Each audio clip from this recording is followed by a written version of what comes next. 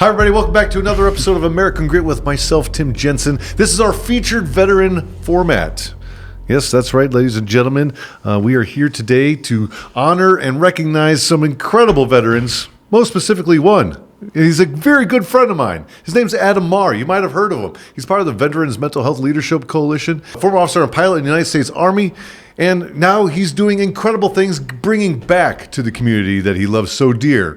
And we're going to talk about that today. So, Adam, welcome to the show, my friend. Oh man, it's a pleasure to be here. Yeah, flying those aircraft in the Army wasn't smart enough to get into the Navy and fly those jets. You know, it's a bigger school, it's a bigger program, they're well funded, and I like to watch them beat the Army every year.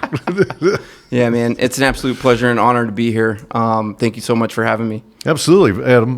You're an incredible member of this community.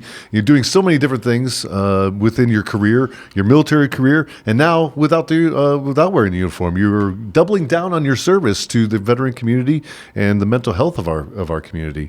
Tell us a little bit about what you're doing, or your background, and what you're doing now. Yeah, for sure. So I was an Apache helicopter pilot in the Army, AH-64 Deltas and Echoes. So let's see, I commissioned in 2006, ROTC from Texas Christian University.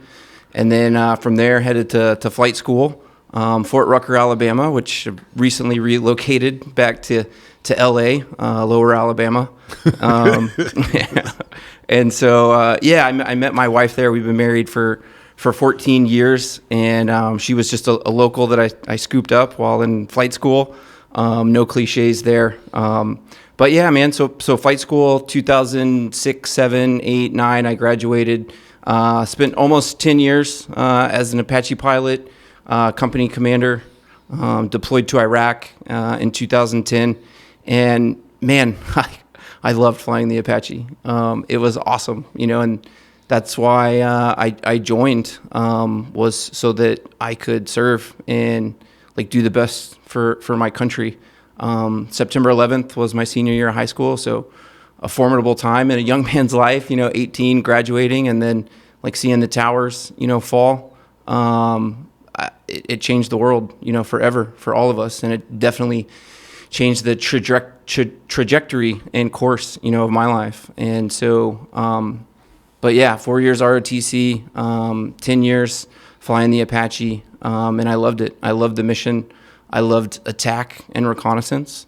I loved being above the best. That's the motto in aviation, and it's not that we consider ourselves to be the best, but we do think highly of ourselves. But it's the ground forces are the best. Yeah. The guys down there on the ground doing the work. That's who we were in support of. And, that's where I spent my 20s, thinking about how I could be the best in that aircraft, understand those complex systems the best that I could, so that I could do what was needed for them down there. And 2015 was the time that I made the decision. It was kind of like, are you going to stay in and do this for the rest of your life, or are there other things that you need to go and do? And I felt there were, and predominantly at that time, it was just hey, I'm going to go and I'm going to go and try and make some money. I'm going to do some business. And the next step was I'm going to use my GI Bill. I'm going to go to grad school.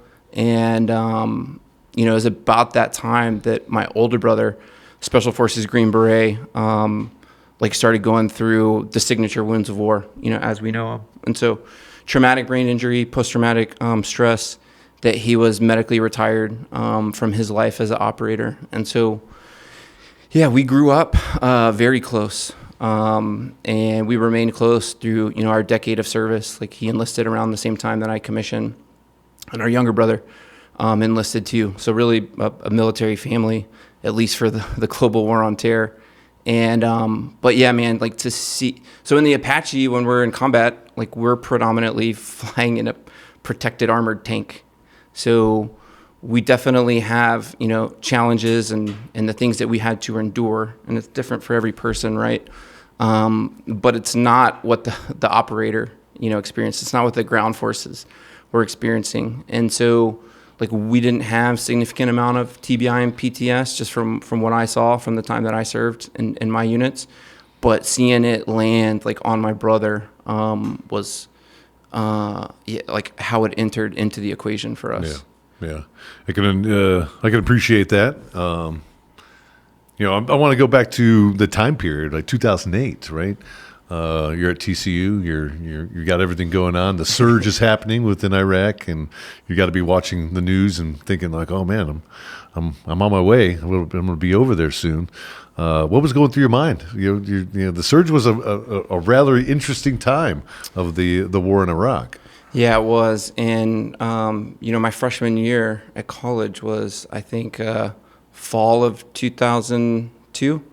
Yeah, because I graduated 2002. So, we were just starting to deploy, and everybody, like the whole nation, is watching it unfold. And of course, like I'm ramping up into my leadership and development training, and then you have this thing like, what kind of military am I going to like commission into?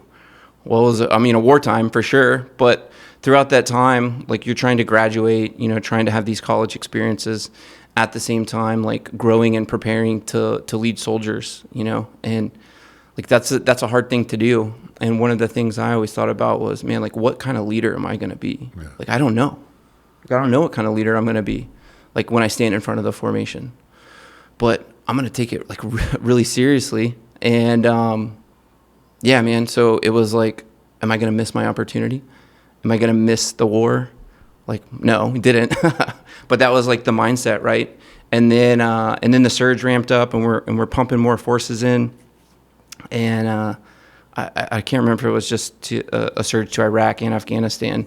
But the funny thing is, for flight school, they didn't increase the amount of instructor pilots or aircraft.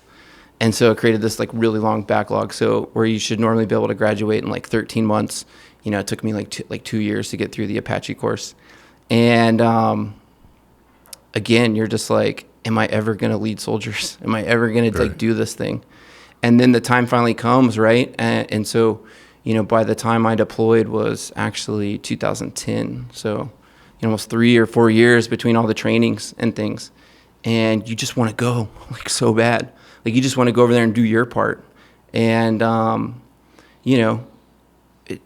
it's a long war in multiple phases, and the environment and the op tempo was different, for all these kind of deployments. And so ours was one that was, the time that we were trying to kind of draw down forces. And, for an attack pilot that's been waiting to get over there and, go to work, so to speak, like that was challenging.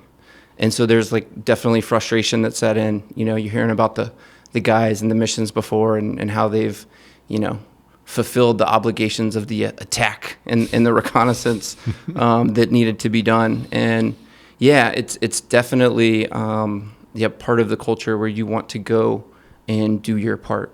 Yeah, absolutely. I can only imagine, if we were talking before the show today of like, man, I always wanted to be a warrant officer, leave the Marine Corps, go fly helicopters in the Army, but never got to have that. But, one thing I've really loved about, our relationship and getting to know you is that your connection to your brother has really put you on a path in so many different ways throughout your life. But the path that we find each other on today is one of healing, one that is really focused on some of the predominant issues that are happening within the veteran community of the global war on terrorism, and that's those hidden wounds, these things that are taking more of us today from suicide than the enemy was taken from us on the battlefield. Can you share a little bit about your relationship with your brother and why this is so important for you? Yeah, for sure. I mean, I love all my brothers, and my older brother, of course, as well. So seeing him go from this elite performer, like literally able to run through walls, learn foreign languages, full of life, charismatic, loves his wife and kids, to like calling me up and like crying, hysterically. It was like 2013 timeframe, so about 10 years ago, and he had just finished his last deployment that he ever went on, and I don't remember how many he had done, at that point in time. But it's like, this is like a larger than life dude, like 2 state football championships, just the like strength, like just resonates, from him. And so for him to call me up and like be crying in that way, I'm like, dude, like who died? Like, what's wrong with you? And then to see him kind of go from like the pinnacle of the success and his life's purpose into the like depths of despair. It's incredibly hard for like a brother, a loved one, a family member, brother in arms, right, to go through all that. And it was so bad for him with the TBI and PTS that he would be like driving home from his post up in Fort Lewis, and he'd forget where he was, how to get home. It's like a 5-minute drive. Like he would forget the names of his children. And, you know, the military medical system was, oh, you have this symptom, you have this symptom, like here's this medication, SSRI, opioid, talk therapy, to where he was on like 13 different medications. And of course, you know, the military culture is one, like, you know, rich in alcohol. So he was pouring that fuel on the fire, and you just have a recipe for like how somebody can like have the thing that they thought they were supposed to do taken away from them. This larger than life purpose, right? At the time of war, to defend and protect, you know, the country, you know, and our family. And then you have that profession taken away from them. And then you have this like bag of medications that's distorting you, pouring alcohol on it, and your brain's not working the way it's supposed to.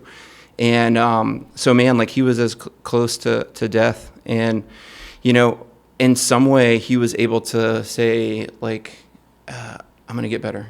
Like, I don't know how. I don't know how I'm going to get off these medications. How I'm going to stop drinking, but I'm going to do it, and I'm going to do it for my family. And he kind of went on this hero's journey. And I was, of course, there to support him, you know, trying to figure out my military career. And it ultimately, like he went to the NICO Center of Excellence, like paying out of pocket to go to brain centers, like $20,000 for a week, Carrick Brain Center at the time in Dallas. And there was this hormone replenishment therapy from Dr. Mark Gordon out in California that he got plugged in with, and it did wonders for him. And the premise was kind of simple, which was when you have a head injury, the brain rattles around in the head and causes the neurons to shear, and it creates leakage, and the brain swells, and it's called inflammation. And the hormone regulation is put out of balance. And so I have this head injury, but my hormones are out of balance, and I have this swelling in the brain. Well, he uses a 28 marker panel in a individualized assessment of that person's, you know, medical history, like i.e., did you play football growing up? Right. Oh, you probably were prone to head injuries, you know, slips, trips, falls, car wreck, right? Did you jump out of airplanes and land and hit your head? Were you in, you know, IED blast with concussive blast waves? You might be a candidate for TBI, and that was him. And the improvement that we started to see, like once he got on the protocol to replenish his hormones and reduce the inflammation, was absolutely out of this world comparatively to where he was. And so he was like, he had a new purpose, and he was like, I'm not fully better, but I'm getting better. Like, will you help create this foundation with me, Warrior Angels Foundation? And like, I was going to move to Houston, get my MBA. Like, we changed plans. We moved to DFW. Like, I forewent that. And we got out and went to Dallas, and we went to work, man. And so 2015 was when we got our 501c3 status. And by like the fall of 2015 was like when I'd ran out of money, and we had made some like initial like progress, but it was like a garage nonprofit startup. 'Cause you're out of the Army at this point. Out of the Army, 2 kids at this point, just like, you know, 30,000 in thrift savings, and like that was it. Like, we were going to give it a go and go for it, and we were like taking on traumatic brain injury. What do I know about that?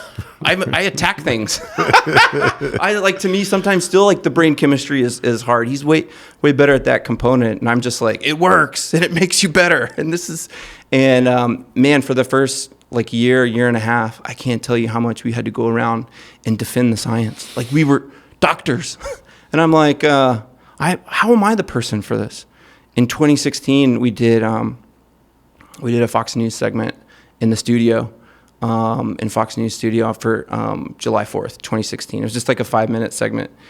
And man, it was like it was pretty powerful. And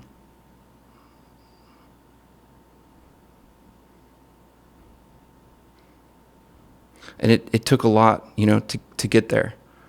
And like, even with that segment, and we had already done like Joe Rogan at that time, you're like, this is the magic bullet. This is going to help us, This is going to help us bring in all the donation dollars we need.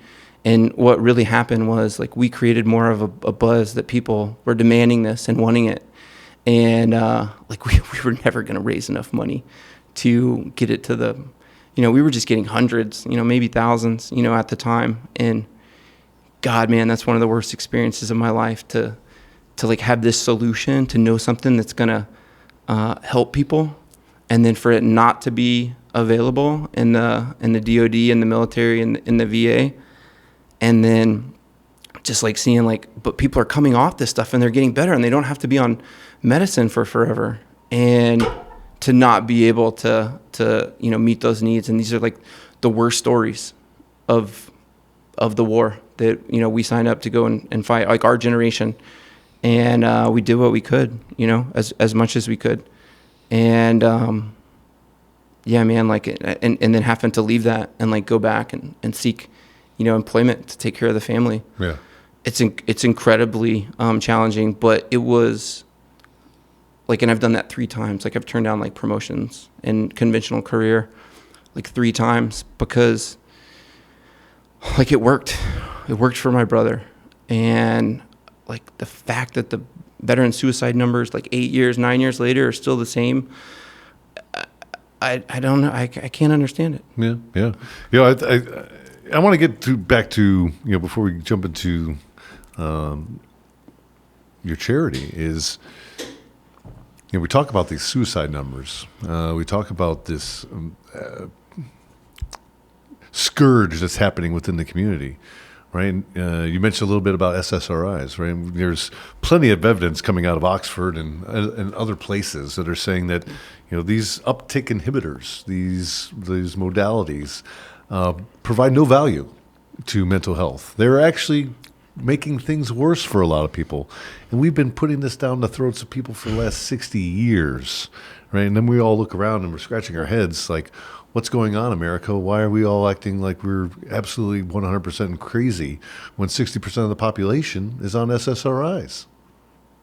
I mean, are we doing ourselves a disservice by, forcing people onto these medications to see, I can only show you the numbers or know the numbers of the veteran side that are committing suicide from these medications, and the challenge that they're going through.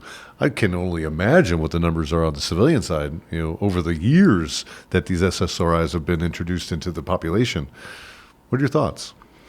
Yeah, I think like it's what was available, and it's like this is like the best that we have, and like we've seen the fruits of that. Yeah. There's no fruit. There's no fruit in the military community. I mean, I don't know. Like I've heard, use cases where some people have like benefited, or it saved them. But I think we have to say like, are we collectively healing ourselves and getting better in the veteran community and in the world community and in the human community? Like, no. Right. It's a sad state of affairs in mental health. And so I think what happened is we had the opportunity to have significant personal trauma and struggle that happened that almost took the life, my brother, and have taken the lives of so many others. And through that, like we just said, this isn't it. It's not going to be enough. This isn't good enough. There's got to be a better way. And fighting for it, like your life depends on it. Because guess what? It did. It did depend on it. And so many other lives depended on it.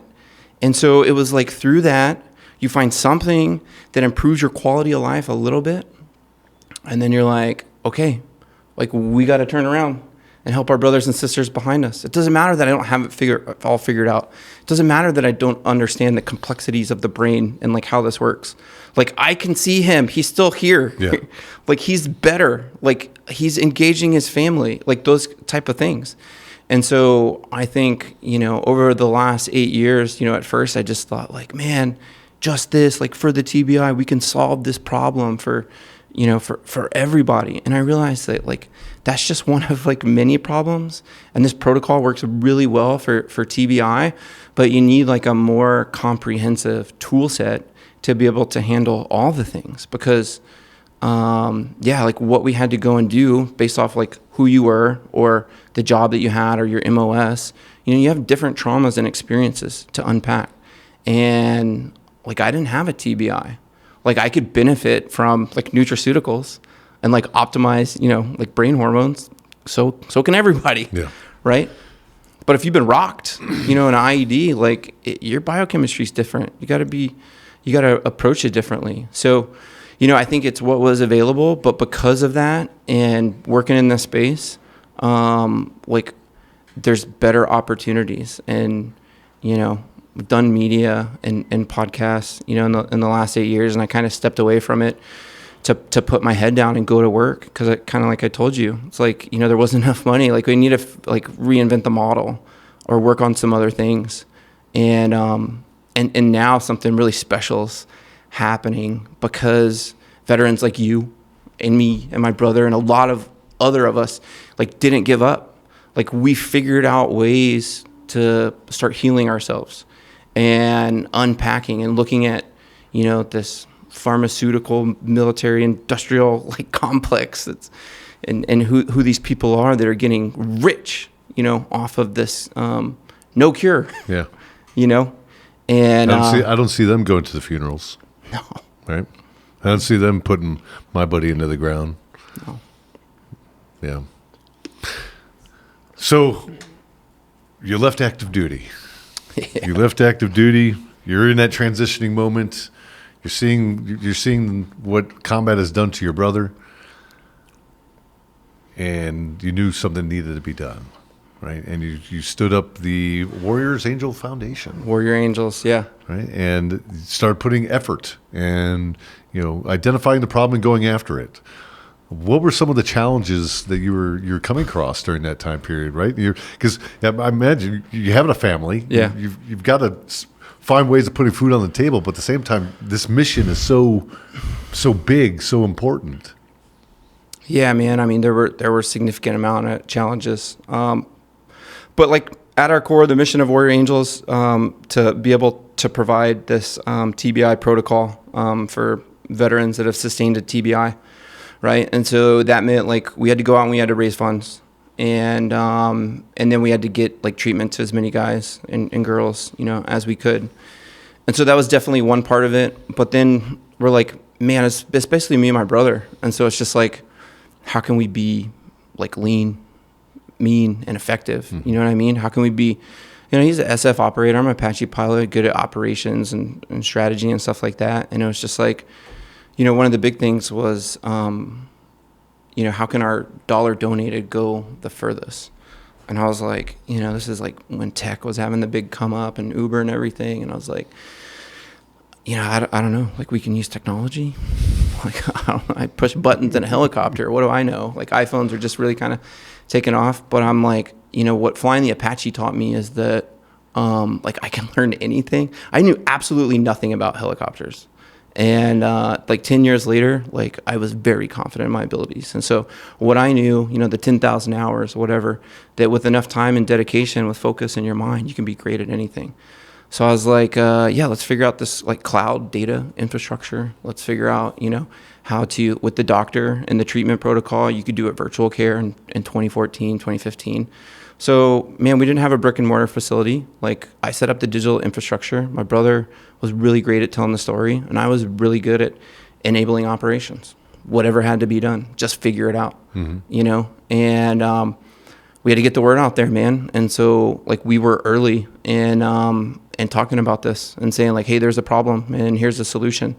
So we were about providing answers, hope, and healing, and defending the complexities of the brain. And like we took really small media and podcasts, just to be able to tell the story and sharpen our skills. We would go and study Tony Robbins and be like, we would see him on this show and this show and this show. And, he had a new book coming out. And so it was like, oh, he's saying the same thing like over and over again. We probably need to come up with like some strategic communication points. And what's the dynamic between you and me on microphone and camera? And like, that was the fun part of it, And so like getting to go and do these things, like going to doing, Sirius XM and, Fox News, radio, TV, all that kind of stuff. And it's like, again, like those are fun experiences, right? Our culture actually seeks those, right? This like fame culture, this like get out there. But for us, like we were getting the benefits of that, but it wasn't about us. It's about the mission, It's about fundraising dollars. It's about spreading the awareness. So it's this thing that I learned where like the greatest gifts in life that I've got and the greatest experience I've had have come through service, through serving others. And so, yeah, I mean, those are definitely, there was a lot of challenges, but some of those challenges just became opportunities to figure it out. Yeah. Yeah, absolutely. You were trailblazing at that time, right? In many ways, I remember 2008. The conversation was just beginning on the mental health of the warfighter, right? We were 7 years into the war in Afghanistan, 6 years into the war in Iraq. We were just starting to get to the data back of some of the mental health and the TBI. That conversation just started right around 2010. And, there was an enigma going on within the community. It's like, man, there's a problem. We just don't know what it is. These guys are coming back with severe brain injuries. We think it's because of the bomb, like shell shock, going through all the history of warfare, right? There's something there. But, the medical industry was not quick to catch it, right? It was not quick to get there. But that conversation was starting. Now, in 2015, right around the time period that you guys had stepped into this conversation, what was the lay of the land? Like, what were some of the things that you're having to negotiate with outside of the challenges of not knowing what to do? It was more of like, okay, we don't know what to do, but we also don't know what's going on. These people over here don't want to help us because they're slamming the doors in our faces. They said there's no problem. VA saying it's psychosomatic. You have all these things working against you, and there's two men here saying, hey, there's a problem, and we need to do something. Yeah. Yeah. I mean, those are a lot of the challenges. Like anybody with a solution, it's like, oh man, I've like solved this problem in my head.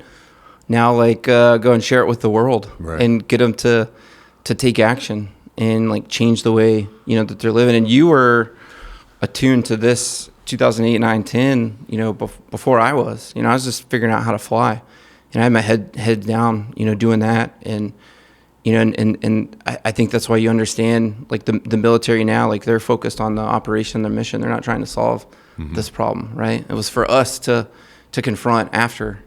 And, yeah, man. So, I mean, there were a lot of challenges, with respect to that.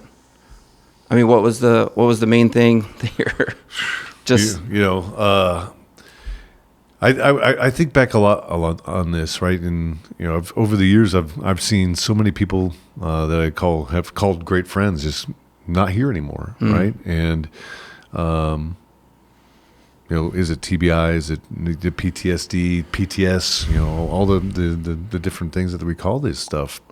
But at the end of the day, it's there's people struggling with their own internal, moral challenges that they were having to face. The challenges of coming back from, an occupation where they trained you so much to be that killing individual, but they never trained you of how to turn it off. That's right. And you're coming back into the civilian world, like, how do I fit here? I told you a story earlier, 7 years, man.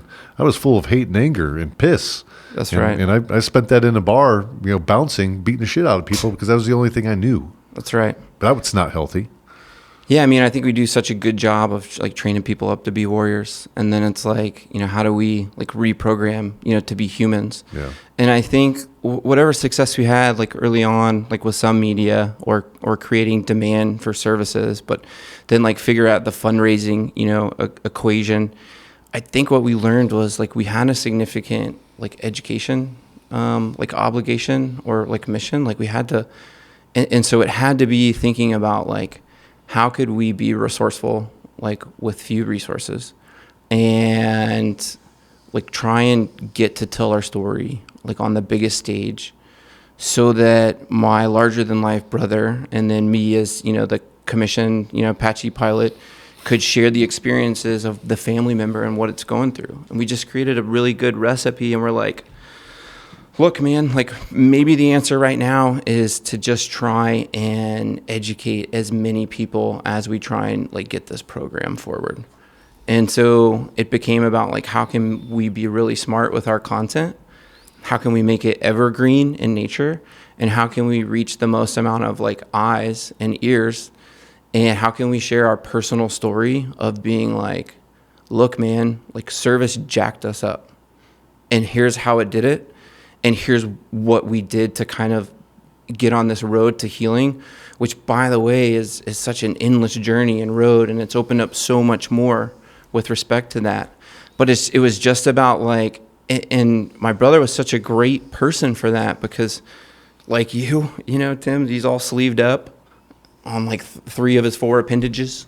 And, you know, for a period of time, he had the operator beard and he had, you know, operator eyes. And for him to get on there and just be like, you know, I wasn't okay, and give that heart-wrenching story of what it's like, you know, I think that's what resonated. And so it gave us an opportunity to go and share that story on some pretty cool stages. Yeah.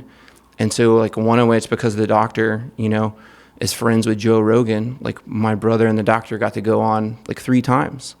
And like the first time, episode 700 in 2015, and I forget what the years were, but maybe 2017. And then when COVID started, so 700, 1056, and I can never remember the third one. And, you know, at the time, like, we knew Joe was big, and, you know, 700 episodes in, like, that was something. And he's like absolutely revolutionized like the podcasting, you know, game. And so we knew it was big, you know, at the time.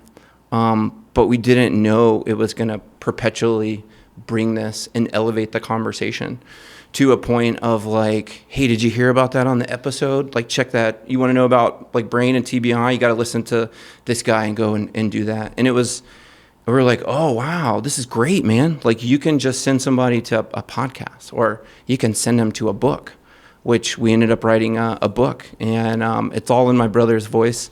And I helped him, you know, with it. And at the point where we came up with the idea, it was just like, man, we have to document this, and we have to help people get to this information sooner so that they don't have to go through the suffering that we went through. And then it was, like we used a ghostwriter to be able to help us with that. And the ghostwriter was like, this is a remarkable story. Like, my babysitter growing up has won 2 Emmys.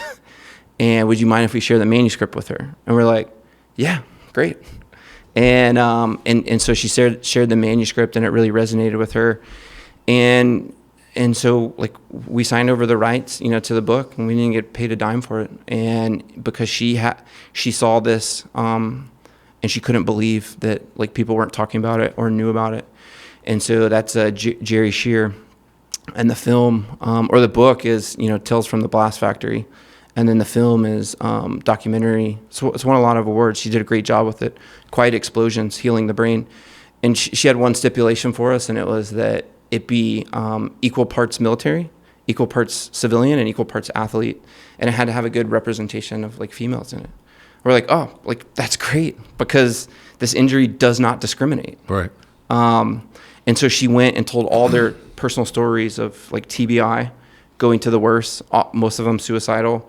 It's like a big wave surfer. Sean Dollar's in it. He had, at one point in time, had the Guinness World Record for the largest wave surfed. Mark Rippon, Super Bowl MVP for the Washington Redskins, is in it. And we got operators, female cadets that were at the academies that were military sexual trauma. And it's like these head injuries and these traumas come in different ways. And she also explored the protocol that we did for TBI, but like 3 or 4 additional modalities of kind of leading edge, you know, ways that people are healing the brain.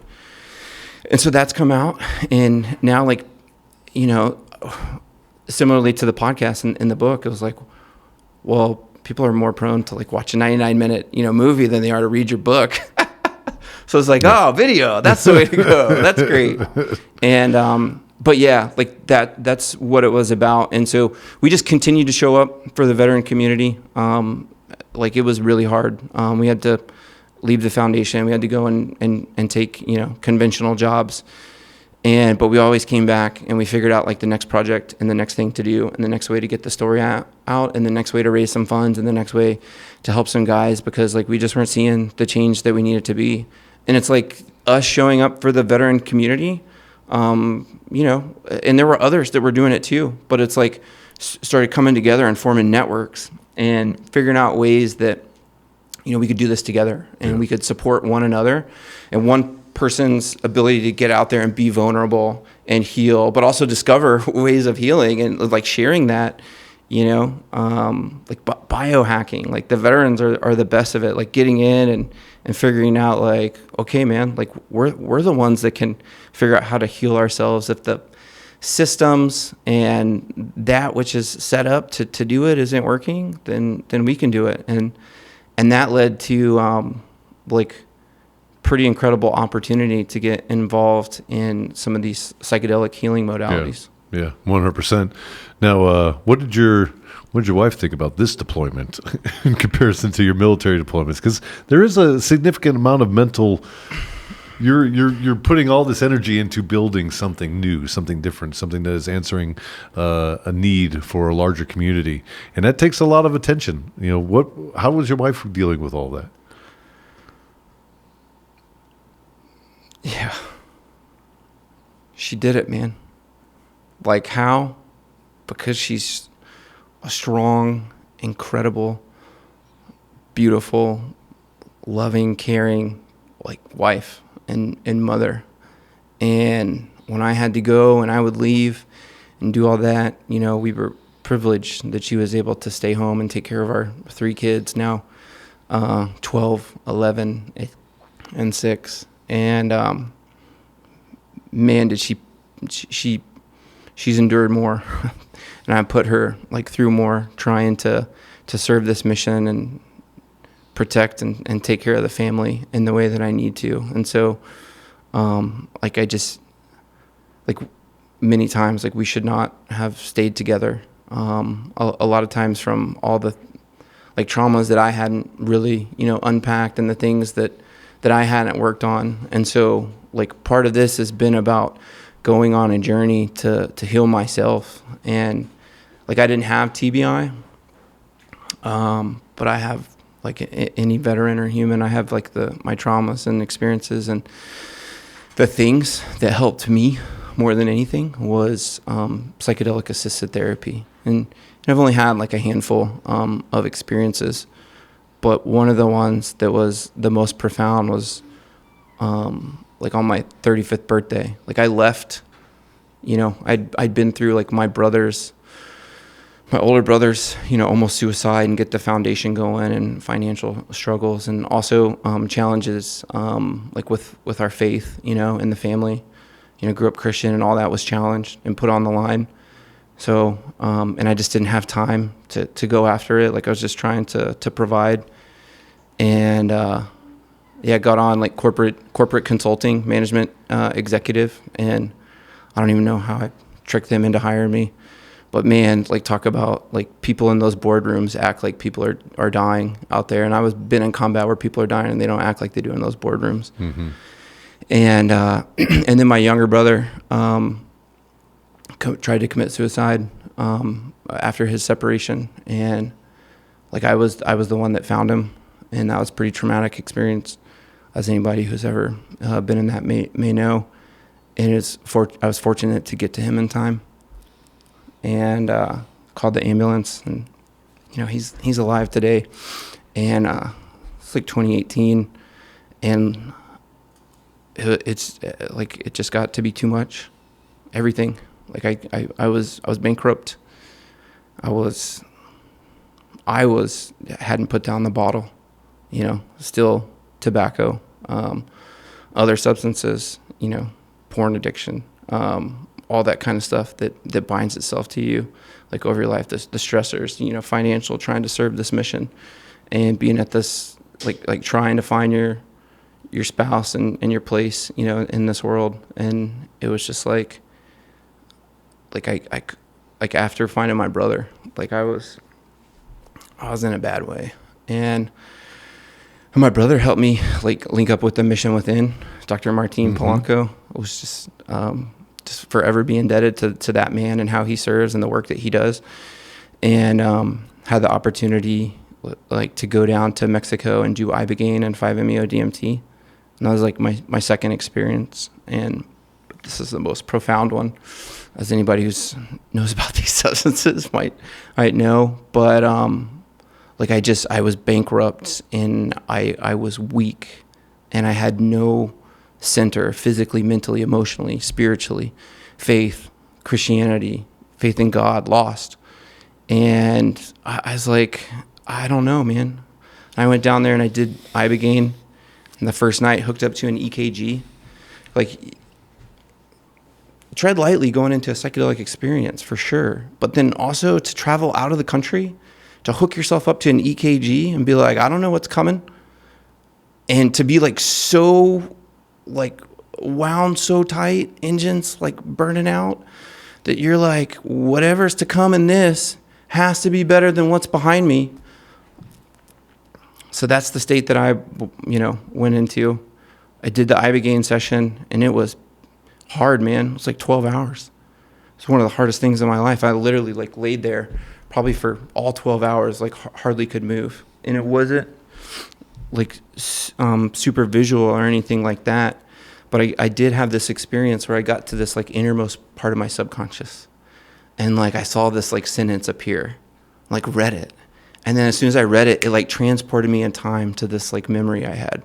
And it was like I was in a John Madden like football game doing the replay, and I could like move around with like 360-degree controls. And the people in it looked like, when like Flash or Superman is running, and the people that are not moving at the speed of Flash or Superman are like, they just kind of have this almost like film around them. Yeah. Like that's what it was. And as soon as I went to that memory or thought, I had full knowing of like what, like full gnosis. Like whatever that experience was, whatever the lesson to be learned was, but I also knew it from my perspective, but I knew it from the individuals that were in it. Like I could be inside their minds. And I was like, whoa, I need to talk to this person and say this to him or whatever. And that happened in an instant. And in the next instant, like I'm back to the sentence area, and another sentence comes up, and then it shoots me off to another memory. And this happens like, I don't know how long. Maybe it was 30 minutes, maybe it's 3 hours. Maybe I did it 30 times. Maybe I did it 3 million times. But then when I woke up the next morning, like, I couldn't remember like one insight or lesson from that. And I was like, well, what the heck is this all about? Right. I learned all the lessons in life. I shaved my legs for this. And what I've been able to kind of get to is like, it like cleaned out my programming. Yeah. It like gave me a reset. And even with the work we're doing in Kentucky now, learning more about, Ibogaine and people that have opioid addictions, it like resets the opioid receptors in the brain, so that if you have an addiction, and yeah, it works really well for opioids, but let's be honest, I was addicted to a lot of things, and it gives you the reset and the opportunity to now like start over and like make fresh choices. Yeah. And then I did that into the 5-MeO DMT, which was absolutely, it was like dying unto myself infinity times, and everything was my fault, and it was this of the ego and the pride, like getting in the way of being like, I can get this wrong for this person, and me, and it just spirals and spirals until like you end all of space, time, and Earth for all humanity, but you're still left with your consciousness. And you're living, and that's your new reality. And so it's like, it's a hell. Yeah. And then to like come out of that into this like a rebirth, into this like what it's like to almost be like, that extreme humble servant leader, to be able to have a mission and a purpose and align with that. And so it's this like ego death into this like a rebirth of who you are. And one of the things that the Ibogaine, like we took the dose, and that night, like, that was the work I came there to do, man. Like I was in a bad way, and they came in with the medicine. I just like took it, like no prayers, anything like that. And I'm just like, all right, I'm strapped in, ready to go. And the next morning they were like, you just took that like it was Pez, and you didn't say. And I was like, well, I didn't know. Nobody told me, And so at least before the 5-MeO, like I had enough wherewithal to like set some intentions. And, Yeah. And like the thing that I got to was really quite beautiful. And it was like, it was my 35th birthday when I did the 5 in Mexico. And so it kind of bringing it back full circle to your question about like with my wife, like, yeah, man, like I left to go to another country to do this treatment, and it was going to be like my birthday, and I was away from the family for that. And this was just one example of Adam's like healing himself or doing this work, you know, for others.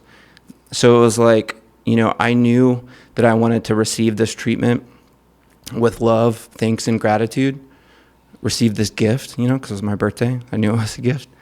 And so I'm going to receive this gift with love, gratitude, which I knew are two of the most powerful energies and frequencies. And I want to do it so I can deepen my understanding of like the interconnectedness of all things. Like, what is this? Why am I like this? What is going on?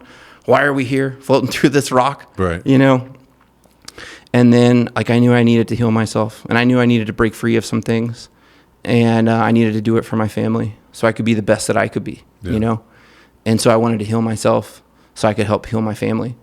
And then the other thing was, you know, I wanted to do all those things so that like I could continue to serve the community, to help other people come to those same things, the things that I've been able to like be thrust into and learn like the hard way. And I feel like I've gotten to this point in life where I have this peace within, and I know like the purpose, and I have this amazing work that I get to go and do, but it's equal parts that and like, you know, being there at cheerleading practice, you know, for my girls. And yeah, man. And then I drew like on, and I made a little diagram on this, like the morning after. And it was like, there were pillars at the bottom, and it was like physical, mental, emotional, and spiritual. And later when I got the opportunity to do some stuff with the Native Americans, like those are like the 4 main quadrants of the Native American medicine wheel. And I didn't even realize that. So there's all these incredible things, man. But like, yeah, like she's definitely, and the family and the spouses like pay the greatest price.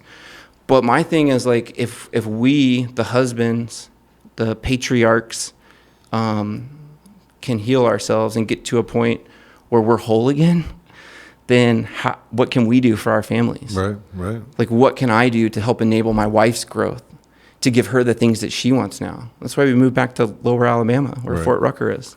You know, what experiences do my kids want out of life? And can I show up for that? Because if you don't, then the world's going to show up for your kids. That's right. And the world's going to show them how they're supposed to be. So you can like make the time and figure it out. And yeah, it's hard. And so the cool thing about like what we're doing is we're helping to share the hard things that we went through. So you're saying like, look, man, like you don't have to figure it all out. Like there's a lot of stuff that's been figured out in the last 8 years through a lot of people dying. And like, let's take this and let's use it. Let's plug into communities. Let's figure out ways to be what some of these, you know, older veteran service organizations like the VFW and DAV and the American Legion, you know, were once supposed to be. And then they got so like agencyized, like bureaucracy, that they lost touch with our generation and the ways in which we're struggling and needing to heal. And it's like the Warrior Angels, and it's the Grunt Style Foundations, and it's all the members of the Veteran Mental Health Leadership Coalition that are showing up, that have been showing up. They're the ones that have answered the call. Why? Because nobody else would. That's right. That's right. We fundraise. We created the 501c3 nonprofits, for-profits, you know, whatever. Pick out a piece of the pie of the problem and like go to work. And then, you know, in doing so, like we found each other. Like I found you. When I met you, oh man, it was awesome. I was like, yes, this guy's on fire. He's in service of something other than self. Look around the world, look around the country. There's not a lot of people that are serving other than self. Yeah. Yeah, that's very, very true. Very true. And, you know, I think every member of the Veterans Mental Health Leadership Coalition fills that bill. They're out there tirelessly carrying forward the great word, educating as many people as possible on the benefits of psychedelics.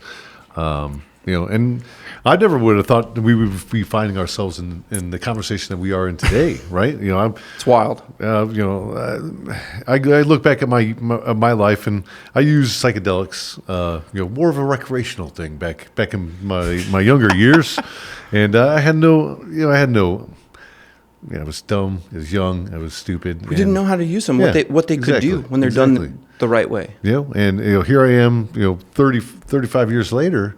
It's like, wow, I've had complete ego dissolution to understand, like, hey, that guy that everybody like loves to call the first sergeant, or this big persona. Well, that was armor that Tim had to put around himself because he didn't know how to survive in today's world because of the damage that I've done to myself and the remorse that I was carrying with me for so very long. I was unwilling to face any of that, and I had to create this image of this person that I was going to be able to be comfortable with. And then I sat with ayahuasca, and that person stood and showed itself to me, and I shattered it into a million pieces. And I've been living my best life ever since. Obviously these are not things that happen for all people, but right. There are commonalities that come along with these plant-based medicines. And when we think about all the things that are happening within our community, and we talked a little bit about the SSRIs and how the VA addresses some of the challenges that are very specific to our cohort. There are better ways out there, right? There are better ways of being vulnerable and to show up and be present for all the people that you're around, that you care for, that you love. And it's not through the bottle. It's not through shooting up drugs. It's not through taking opioids, right? And I'm just so damn thankful and grateful that there are people like the Veteran Mental Health and Leadership Coalition of organizations, people, and individuals that are willing to put all the things that they're working on to the side for a moment in time and say, I'm going to be here. I'm going to be present. I'm going to be vocal, and I'm going to help my brothers and sisters in the time that they need it most. And here we are.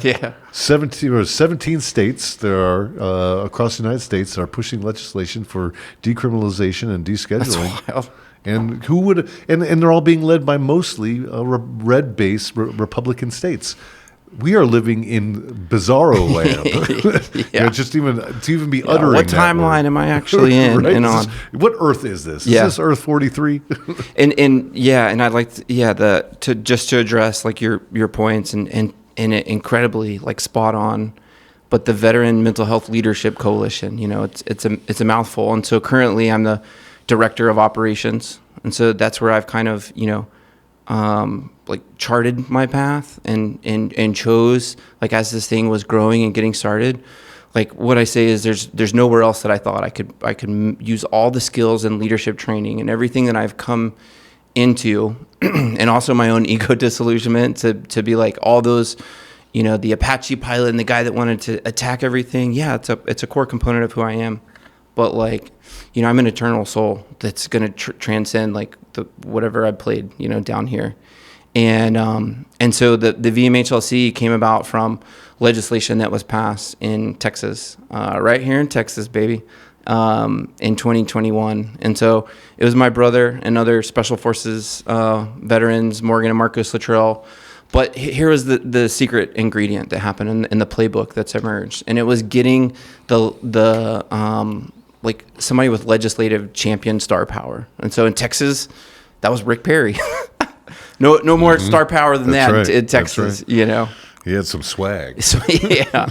And so, he's deeply tied, to the veteran community, and he saw the power of these therapies. And then also bringing in Dr. Lynette Averill from the Baylor College School of Medicine and having like equal parts, like a bill to do a study at the Baylor College School of Medicine to look at MDMA and psilocybin for veterans with PTSD. And it passed because Rick Perry showed up, because the scientific community came out and they showed the data and the science and the evidence to support it. And the veterans talked about how we were about to kill ourselves and we got access to this medicine and now we don't want to kill ourselves. And not only that, but it's absolutely transformed us to be to be on a path, to be more loving and caring and engaged member of the community where we can set these organizations up and help. And it passed in that session. Like the only thing that passed more unanimously, or this is the story that goes, was like a bill for the Texas legislature to give themselves a raise. Yeah. So it was like, that was like the most unanimous. But after that was this bill. And in Texas, a red state, conservative state, that was crazy. And then a reason for hope which is like a policy advocacy for deaths of despair, like using psychedelic-assisted therapy. So that's Brett Waters, former antitrust lawyer, 3-star lieutenant general, Marine, USMC, retired at one point, the earliest or the youngest Marine commissioned in the entire Marine Corps, second highest ranking Marine when he got out. So he's the co-founder of Reason for Hope, along with Dr. Averill from the Texas bill. And then there was another young man, Jesse McLaughlin, who's now Reasons for Hope's state policy director. And because of his own experience with psilocybin, he was able to push through at the same time Texas legislation was going and push something through in Connecticut. And so Brett and General Steele and Lynette and Jesse, got together, and then Brett had the idea of saying, like, look, all these veteran support organizations, like, we really need a coalition to be able to do the things that we need to do. And so, Warrior Angels, Andrew, would you, be willing to join? And we joined along with, Special Operations Association of America, Heroic Hearts Project, Vets, and, a few handful other of the initial ones. And I said, man, I spent all this time, building Warrior Angels Foundation, leadership stuff in the military, and then my consulting background, like doing large-scale organizational transformations. And I was like, I think I know how to help, like, grow this thing, man. And I went to Brett, and I was like, Brett, like, I want to work on this with you, man. I want to help. Like, the more people we get in, the more rigorous we need to be in, like, our data and our systems and our processes. And how many people do you want to be in this coalition? He's like, well, the more the merrier. And I was like, okay, man, well, like, managing a lot of stakeholders. And if they're like me, when I was a nonprofit lead, like, I was like, not getting paid. And I had to do, like, other things. This, my time is very limited. And so like we need to think about this. Like, how can we be rigorous in setting up channels and ways to communicate? How can we put a strategic approach together to be able to open up pathways to more research and more like clinical trials to be able to get veterans, but others access to this as we're collecting a mountain of evidence that supports what we already know is working, because, like, we had to go out of the country to do it.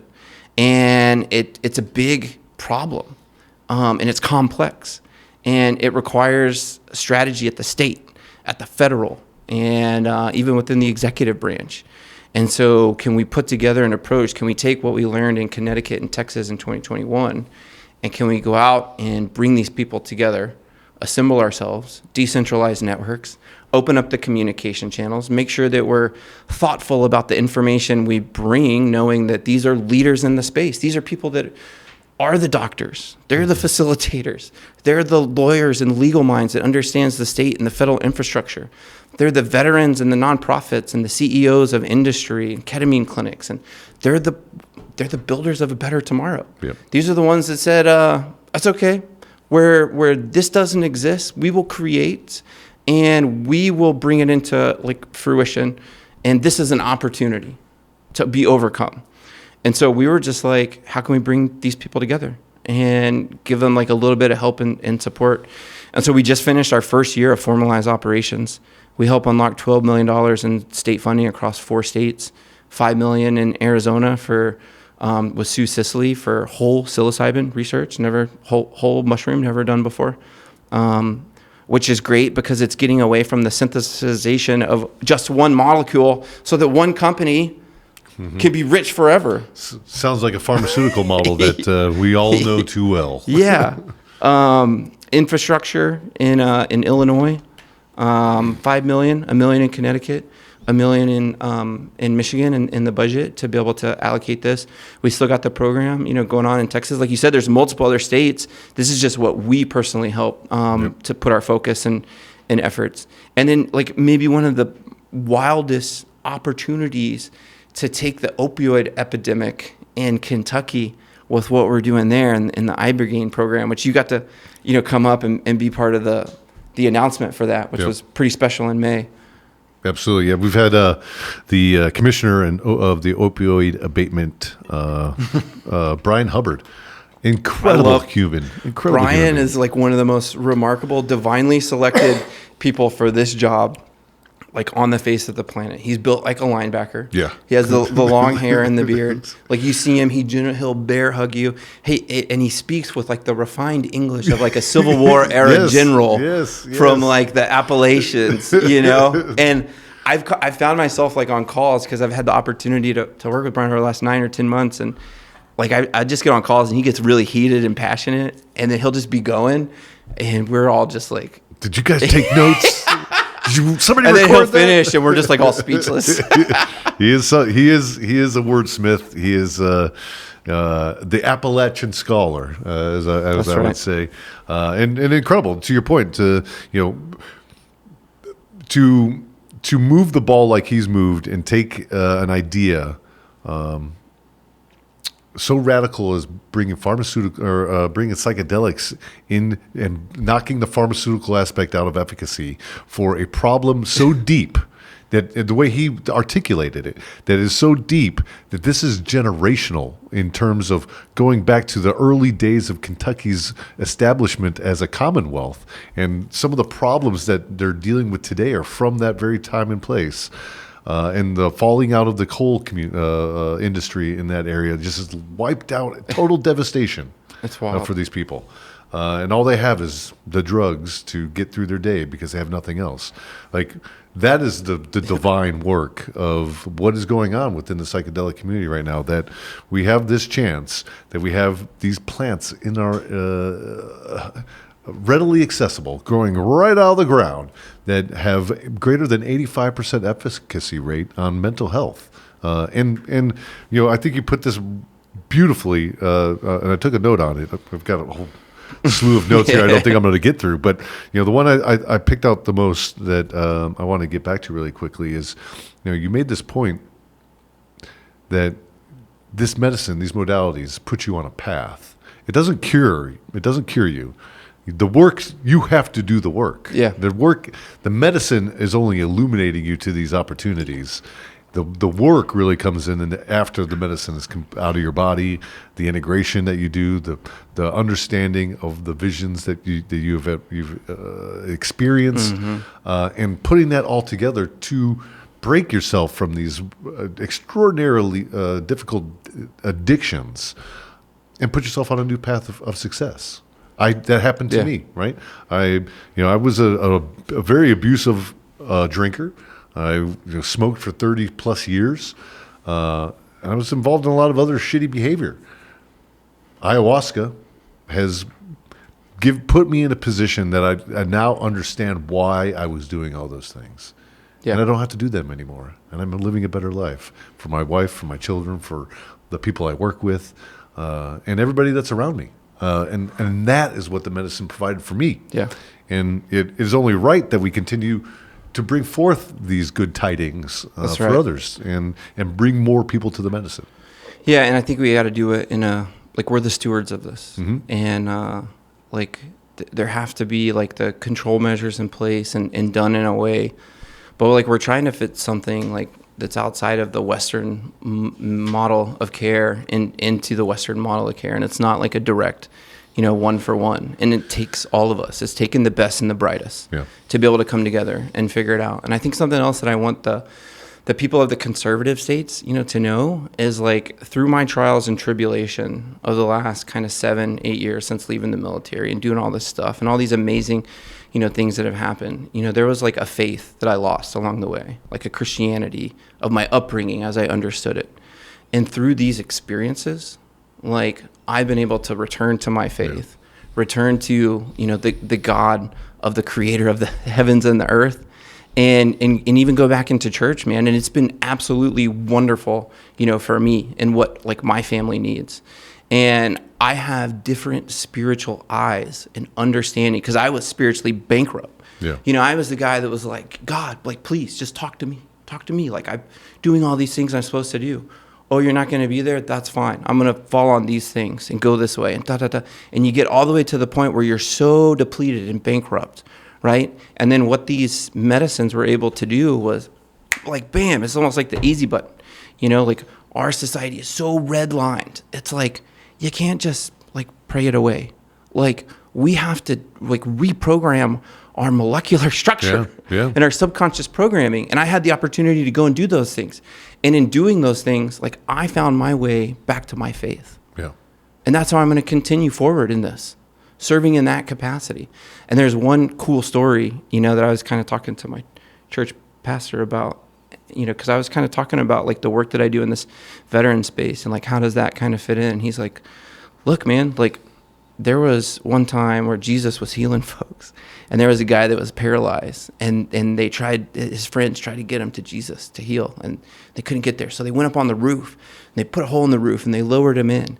And what the Bible talks about is like the faith of those two people, what they did for their friend, to be able to go up there and be like, if this guy can do it, like great, we're gonna get him there, right? And then I think about like what we're doing, and it's like, what a great example, like faith that like these medicines and the things that are of this earth and this world put here by God, the Creator, can be used in a safe way to be able to help people reconnect to that.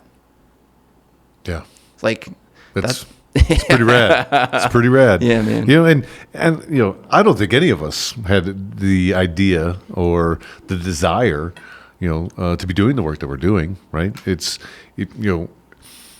I think. And maybe desire is not the right way of putting it. I think we also. I could speak for myself in the sense that, I got out of the military. I didn't want to have anything to do with the military after that. I did my time. I did combat. Shit, it took me 13 years to pick up a rifle after I left in 2005, and I was done with that life. That's right. I put a gun in my mouth. I lost everything. I didn't think I was going to come back from it. And then I found myself working at Grunt Style, and everything changed for me, right? And I found myself getting back into this community and trying to find ways or not really. I'm looking around and I'm observing of what was becoming of our community at that time period, 2013 through 15. It's like, wow, there's a lot of machismo here. There's a lot of people trying to put on this facade of I'm Big Bad Johnny hardcore. That's right. But inside, they're all struggling. They're all dealing with some really bad demons, and it's absolutely apparent. But nobody wants to talk about it, right? And now here we are, 2023, and I'm hearing more conversations of war fighters and it doesn't even have to be war fighters, just these very strong individuals having that sense of vulnerability and putting themselves out there in ways that they normally would never have done had they not experienced this reconnection with faith, with God, with whatever it is, whatever your beliefs are out there. I was born a South Side Chicago Irish Catholic, and I did all the shit that came along with that, like being an altar boy and all that stuff. But I lost my faith real bad, and it wasn't until the plant medicine that I reconnected with all that, right? And now I'm trying my best, to be a leader to my children and saying, That's hey, right. You can mess up, you can fail a lot. But that doesn't mean that you're a bad person, and you can always try to make a difference and do something different. You're making a difference, man. And let me just acknowledge like you and Grunt Style and getting the chance to work more closely with you over this last year to see how you and the organization shows up, but then to see how you live authentically, like through the brand, and getting to walk around the corporate headquarters here in San Antonio, just absolutely from top to bottom, like the thought and dedication that went into this. And I think the thing, especially since this is, for Veterans Day, and this will probably come out in November, like that's the key theme that I see from you and from your organization and your people, and it like bleeds off the walls here. And that's how you honor the veteran community.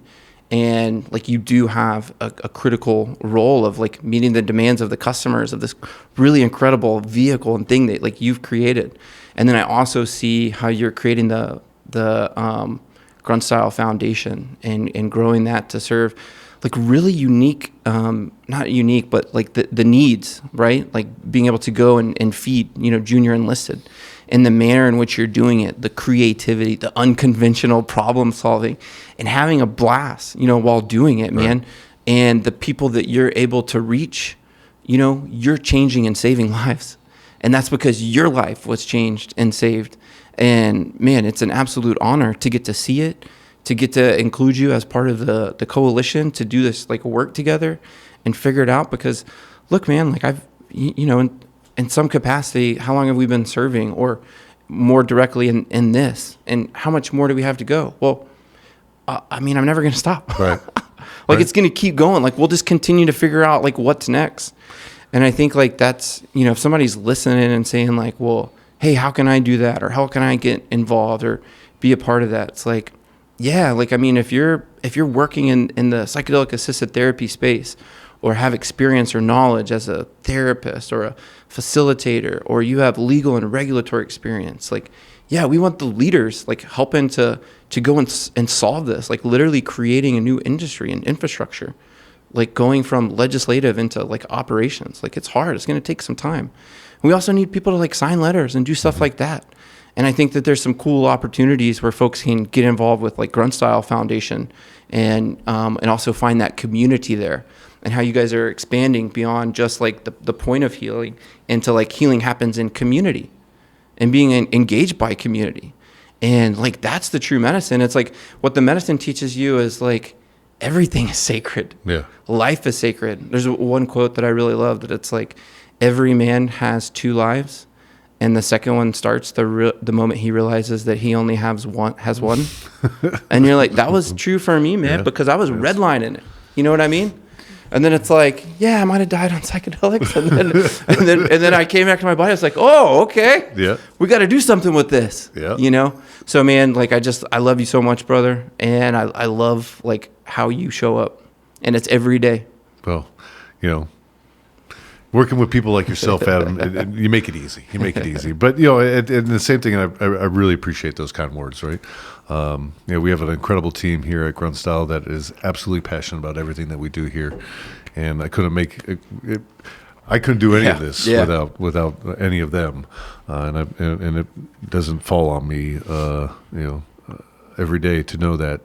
And, the work that we do it's extraordinarily important, and there's, like this programming right here. We talk a lot of different subjects on American Grit, but these are subjects that if there's one person out there that's listening and it connects with, and it provides an impact, then this show is worth it, right? And we say all those things, and as word salad and this, that, and the other, but I think here at Grunt Style we mean those things, and we put every bit of attention into trying to make those a reality for other people. As much as the Veterans Mental Health and Leadership Coalition is doing it for the idea of bringing these modalities to people that we haven't really met yet. Yeah. That we don't even know what their struggles are, but we know that this modality is better than SSRIs. It's better than anything that the VA can ever give them, because they're going to find something that they've been looking for a very long time. Yeah. And that's only you can find that when you look inside. That's right. And that's the beauty of this medicine. And then you get to meet incredible people all along the way on that journey. And you are one of those incredible people. And that's why you're our featured veteran, my friend, because it is a life of selfless service, right? We don't ask. People like us don't ask for anything. We are out there always trying to do more for everybody else. And for whatever reason that is, if it's, for me, I find it to be comfortable. It is a pleasure, and it makes this work easy. It really does. So what's next for the coalition? What's next for Adam Marr? Yeah, just like every day I wake up now in a state of, and I thoughtfully like reconnect to this. Like, man, I'm just grateful for another day. Like, I choose a love frequency. Like, honestly, that's my superpower. Like, I used to shoot Hellfire rockets, and now it's like love rockets, which is so corny, man. But it is like once you really understand that is the answer, and it's like I have an abundance of love, man, and I can give it freely and willingly and share it. I can shower my wife and protect my kids in it. I can show up with a humble servant attitude to be able to use all the things that the good Lord has given me, and like use them for something greater than myself, and I can fulfill my life's purpose, and I can get purpose out of it. I can have a peace, within, and that's what this experience is about. And so I just look out and I see, a lot of fractures, in society and problems. And I'm not claiming that we're going to be able to fix all of them, but I do believe the veteran community, once healed, can. And I think that's one of the big things too, is I really just want to encourage the person that's going through it right now, that's struggling or traumatized or hasn't been able to address, the things, you can do it. You're enough. You deserve to heal. You deserve it so that you can be the you that you were always meant to be. And when you do that, you're going to be better for your family. You could be better for your kids, be better for your community. And when you do that and you start becoming whole again, then you can realize it's not about just clocking in and clocking out for somebody else's so that you can go and entertain yourself and become numb, that there's really so much life to live, that you're this creative, incredible being that can do whatever you put your mind to. I teach my kids, I put so much effort into it. The greatest thing is their head, their mind, what's in between it, what they use it for, and their heart. Those are the two greatest. And with those two things, you can do anything. Yeah. So at the coalition, what are we going to use our hearts and our minds for? Our strategy that's unfolding, for the coming year, is really threefold. Breakthrough therapies, which is basically taking psilocybin and MDMA that have already been granted breakthrough therapy from the FDA. And what does that mean? It means that it's significantly better than what's available, and it's not addictive, but they're controlled one by the DEA. So it's just a regulatory play. It's practical. It saves the government money, and it takes them from Schedule 1 to Schedule 2 so we can do more trials and studies and get more people access. So that helps everybody, literally everybody in the psychedelic community. The breakthrough therapies helps enable everybody pathways quicker. The next thing is, what's happening in Kentucky with ibogaine for opioid addiction. And so there's a public hearing coming up where we're going to have experiential testimony in Kentucky on September 15th, and it is open to the public. So a lot of members and leaders from the coalition will be there to share their experiences of healing specifically with ibogaine. And then we're going to continue to advocate. We're going to go to DC and try and get the breakthrough therapies, going. But the third part that we're going to look at for the next legislative year is infrastructure plays. So how can we look to pass legislation that will help to set up the clinics, the integration, the insurance, the things that we need that's so important. Yeah, I think, and that's to me, probably the most important of all three of those initiatives, in the sense that we know that a lot of this is coming. The psilocybin, MDA, 5-MeO DMT, right. To some reasonable degree. And that's probably within 3 to 5 years. But what we are not talking about is what is the structures, what is the construct of that modality when it becomes legalized. How are we going to facilitate it? How are we going to regulate it in a way that is proper, and it's not becoming a recreational thing, and it's used for spirituality and medicinal uses. I think that is the next part of this equation. Yeah. And if we don't get it right, then a lot of people that have been naysaying are going to be on the sidelines throwing rocks and saying, "We told you so," and we'll never have this chance ever again. Yeah, I mean, it's in a lot of ways it's a no-fail mission, and not any one person can do it. Yeah. Not any one organization. It's taking literally the best and the brightest of us across a multitude of skill sets and backgrounds to come together and think through this. And look, some people have other opinions than others of how it should be done. That's why, what I just listed is our core strategy. That's what we're going to do. Why? Because we think we can go and we can be bipartisan in the states and in the federal, and we can have the greatest impact. And I know there's lots of people in that pipeline that are solving different parts of the equation. And we want people to be able to go and support what they believe in. And at the end of the day, what should emerge is what's best, mm-hmm. right? Those best practices of care. And yeah, man. And so, and you guys are doing some incredible stuff in Missouri too, being able to bring some of these strategies into play. And right. So, yeah, man, that's it. We don't have a monopoly on this. No, it's everybody does their part. Yeah, right? Everybody that's they bring certain aspects to the game. Yeah. Right, and that's where the coalition leverages those things, and it makes it all work. And you're speaking about showing up. I have to thank the medicine for this one, because I don't think I would have ever done this had I not. But this weekend I just went and saw Barbie with my daughter. Yeah. And I got to tell you, it was actually a good movie. But it was fun. Yeah. It was fun that I took the time, and I knew that it was something important for my daughter. That relationship she has with me, and spending the time there. I don't have to like the things that we're doing. It's being present for her at that moment That's in right. time. And that I saw was the greatest smile that she had on her face, was that we got to share that time together. And I have to thank the medicine for that, for allowing me to take that, to recognize that I need to take that beat and spend and be aware, be present, and just be a good human. Yeah, man, I couldn't agree more. Like, for a long time, like, I was always seeking something outside of myself. And once I was able to connect and rebuild myself physically, mentally, emotionally, spiritually, like, connect to God, like, realize that I'm more than enough and I can do these things, but these things, like, don't define me. It allowed me to show up and be present, just like you were saying, and realize, like, there's nothing more important for me to do than sit here for 2 hours and watch my 6-year-old maybe do 5 minutes of actual cheers. But Right. You know what? It's important, and I'm here. And that's what they're going to remember, man.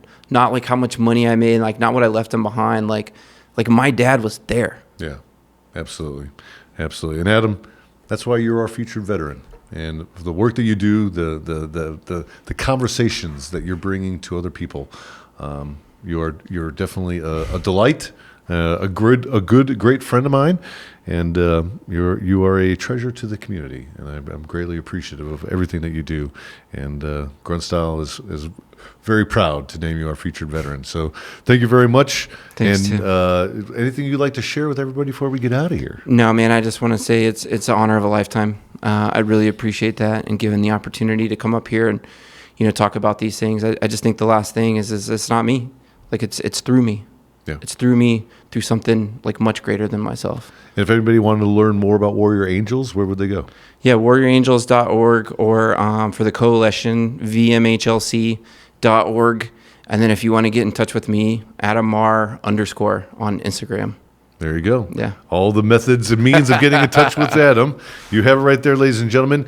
And please share this podcast with everybody that you know that you think would be benefiting from this conversation. And if you are interested in being a featured veteran of Grunt Style and American Grit, go out there and do some great things, because we're always watching, and we're always wanting to celebrate in other people's successes and elevate them and their voice. So until next time, my friends, be kind to one another and wash those stinking hands. We'll see you soon.